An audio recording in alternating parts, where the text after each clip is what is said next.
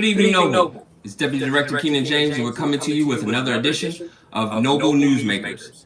This evening, we have the pleasure and honor of having Ferguson Police Department Chief Jason Armstrong join us.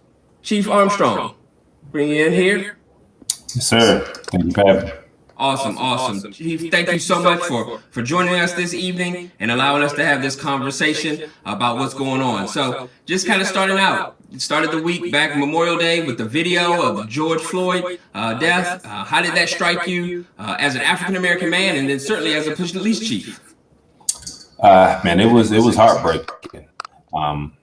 It doesn't matter what title you put to it, police officer, just regular citizen, what have you, white, black, everybody could have been disgusted about what they saw in that video, and I definitely was. Definitely hard to take in and hard to watch. And as chief there in Ferguson, Missouri, how has your community responded, having been kind of the catalyst in some of this several years ago, but that still being close to people's hearts and minds? How has that the Ferguson community responded? I mean, people are outraged, and it's not just here in Ferguson. People are outraged throughout the country, and we're seeing that day in and day out with just new levels of protests that are coming out in the different cities around the country. And so, our community is no different. And so it's just one of those things, man. People are hurting, people are in pain, and I understand they're hurting and pain because I'm hurting and I have pain also. Thanks. So, as far as the Ferguson Police Department, this type of incident, as their leader, what are you doing to try to help prevent that?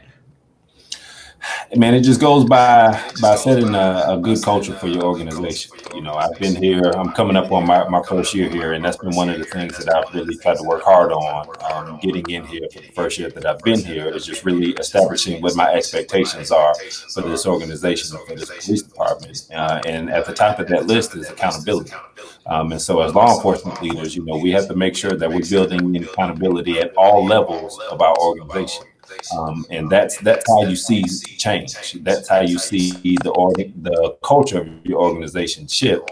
Is you have to build accountability into it, and people have to trust that they're going to be treated fairly and that everybody is going to be held to that same standard of accountability. So how do you kind of make sure that accountability is in place in your organization? Our policies and our procedures. And that's one of the things, our policies and procedures go through a very stringent process here. And part of that process is public input.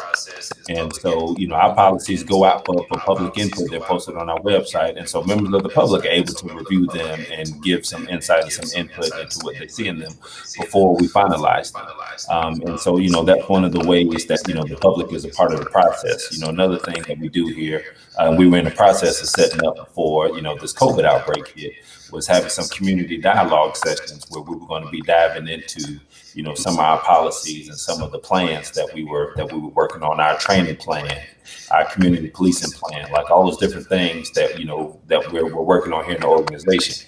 We want to make sure that the community, has a role and a part in that, because this is not just the Ferguson Police Department city. It's we need the entire community to be a part of this, because that's the only way that we're going to be successful.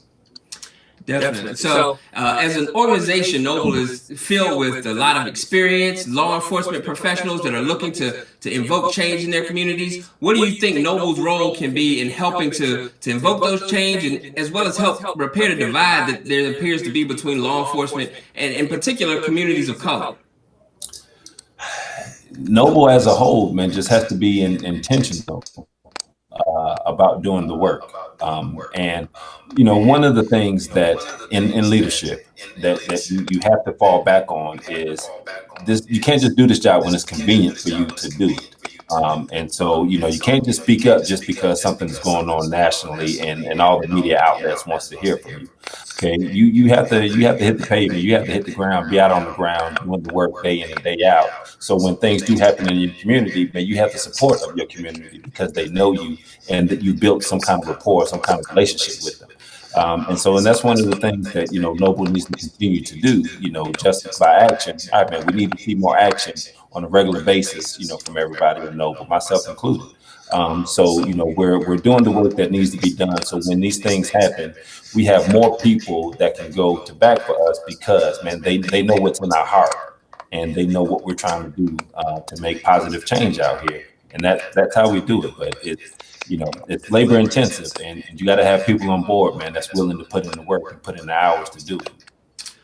Certainly, you'll have that commitment from lots of chiefs, including yourselves, who are really committed to seeing that justice by action motto lived up to and making those changes in those communities. And so, Chief Armstrong, I appreciate you taking time out, kind of giving us a little bit of insight on Ferguson Police Department, what's going on in your community, and certainly helping our members understand what can we individually do in our communities and collectively to bring change. So we definitely appreciate you joining us this evening. Not a problem, man. Noble members, we thank you for tuning in to Noble Newsmakers. You can always follow us on our social media, follow us on Facebook, as well as on Instagram. Follow your Noble to get those up-to-date information. You can also submit information to us via info@noblenatl.org. I'm Keenan James, your Deputy Director. Thank you again to Chief Jason Armstrong for joining us tonight. And please follow Noble at www.noblenational.org.